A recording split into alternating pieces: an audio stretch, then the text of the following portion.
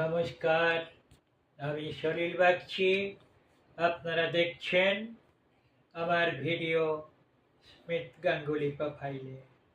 আপনারা আমার ভিডিও দেখুন, শুনুন এবং প্রতিদিন দুবেলা আমাকে লাইক দিন, কমেন্ট করুন, সাবস্ক্রাইব করুন। আজ শ্যামা পূজা। এই শ্যামা পূজার সকালে আমি আপনাদের কাছে শ্যামা পূজা নিয়ে আসিনি, আমি নিয়ে এসেছি আমাদের পরম প্রিয় একজন কবি, গীতিকার, গায়ক, সুরকার, আইনজীবীকে। শ্যামা পূজা নিয়ে আসবো ওবেলা। যাকে বেলা নিয়ে এসেছি তার সম্বন্ধে আমার কথিকা আমি আপনাদের এখন শোনাবো। তিনি আর কেউ নন, তিনি হলেন আমাদের প্রিয় অতুল প্রসাদ সেন।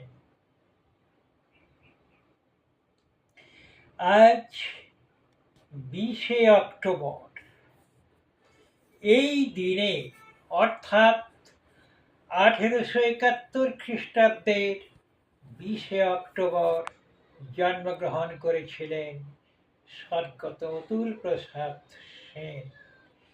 তিনি ছিলেন রবীন্দ্র সমসাময়িক কবি, গীতিকার, সুরকার, গায়ক, লেখক, সমাজসেবক, আইনজীবী এবং শিক্ষাবিদ।